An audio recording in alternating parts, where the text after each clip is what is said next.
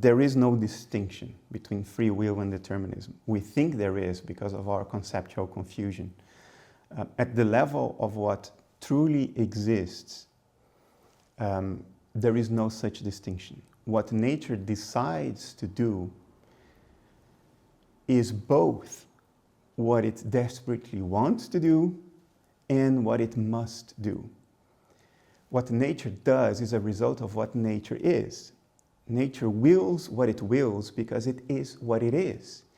And it can't will otherwise without being something that it is not. Yeah. But of course, it is what it is, so it wills what it does. There is no external environment beyond nature to impose choices on nature. What nature chooses to do comes out of itself. Therefore, it comes out of its being. It's a result of what it is. So nature wills what it must will given what it is. But it does make choices. It couldn't make different choices because it isn't different. Nature is what it is and not something else. It does make choices, but its choices are a direct consequence of what it is. Yeah. So from that perspective, what nature wills is what it must.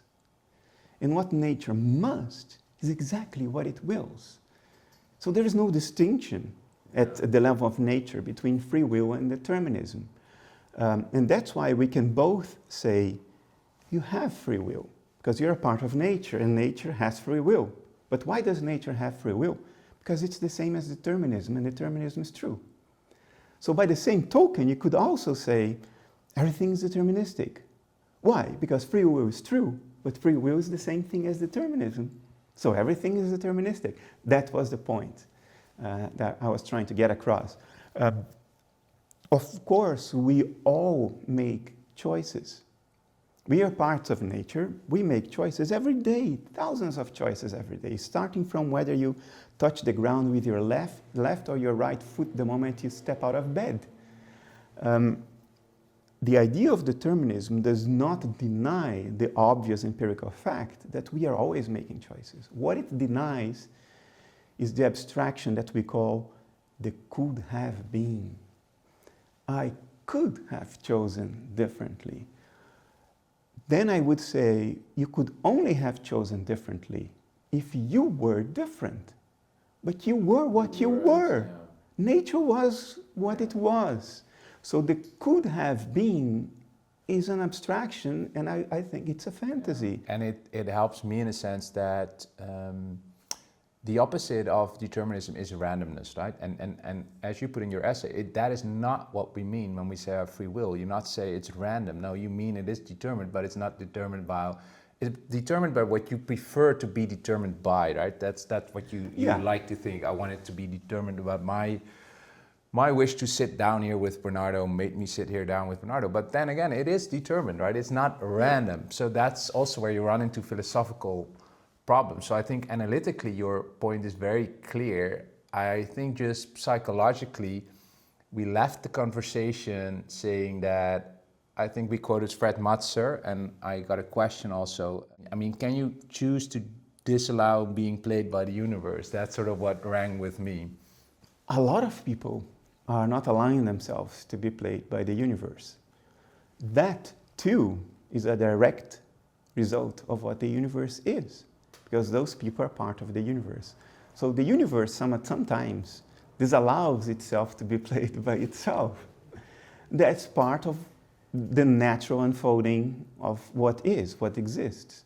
It is such that this contradiction can emerge. Nature is sometimes self-contradictory. This is empirically obvious, right? And not only from a mathematical perspective, from those theorems of the 1930s, but empirically obvious as well. So the point is not that you don't choose. We all choose all the time. The point is there is no could have been. The could have been is a human fantasy. Again, the point is that everything is ultimately determined, because the people who are very much into free will, they would also reject the notion that one's choices are random, the throw of a dice. of dice. There is no meaning in that. If your choices are random, what meaning is in there? So people who are after free will because they associate with meaning, they themselves will immediately acknowledge that what they mean by it is not randomness. Yeah. Therefore, every choice is determined.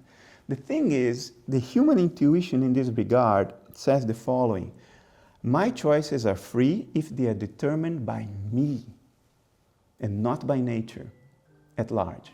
What people who are into free will, what they mean by a free choice is that the choice they make, let's say my free will choice is a choice I make, so it is determined, but it's determined by me. It's determined by that which I identify with. I don't identify with my brain activity. I have never seen it. I identify with my conscious inner life. I identify with my preferences, my tastes, my goals, things that I experience from within. So if my choices are determined by my preferences, my tastes, my goals, then they are free will choices. Now, there are two arguments why even this doesn't hold water. One is, there is no you separate from nature. A you separate from nature or a me separate from nature is merely nominal. It's an artifact of language. It follows the structure of language, but the structure of reality is not the structure of language. Language is defined for convenience, for communication, and not to capture and reflect the ontological structure of nature. That's not what language is about. So there is no you separate from nature. There is no me separate from nature. So there is no choice I make that is determined exclusively by the linguistic me, because the me is just molecules in the ocean of nature. It's determined by nature. Another answer is, even if your choices are free in the sense of being always determined by your will, by your preferences, by your plans, who determines your will, your preferences, and your plans? Is it you? Of course not. If you could choose what you want, you would be the happiest person in the world. Whatever your circumstances, you would simply choose to want precisely the circumstances you happen to have. We don't determine those. So our will is literally not free in the sense that we can't just change our wills. We fall in love for who we fall in love. We don't choose who we fall in love with. Otherwise, we would all fall in love with the person who is available. Yeah. That's not how reality works. We don't choose our tastes. We don't choose our preferences. We don't choose even what we want to do in our lives. These things are chosen by nature. Yeah, and I think so. What is this business of free will? What do people mean? I'm starting to get you, and I'm just afraid that this will trigger again the same comment. But that's not a problem. I have something I think experientially to bring in. I mean, after a video, I tried. It rang with me, right? So I tried to just live it a bit for a month now, I'd say. And what I tried doing is stop focusing thinking attention on all the choices I can or cannot make in my life, but just more consciously be aware of how life unfolds, right? Just how and it relaxed. It can be, I had moments, not all, but I had moments where it felt extremely relaxing to just see, okay, this is what's now being played out and what I can bring to it, but I know that's maybe not the right word. It's just conscious attention to just see and experience it, and that sort of got more value, valuable for me than the whole idea of me making the right or wrong decision. So it's also a shift, I think at least, from focusing on free will and making decisions towards more consciously being present in the moment, right? And that helped me. I really like that. I can share how I apply this to my own life. I'm not saying that this is, I can't make an objective argument that this is the way to go. It's just my own way of living my life.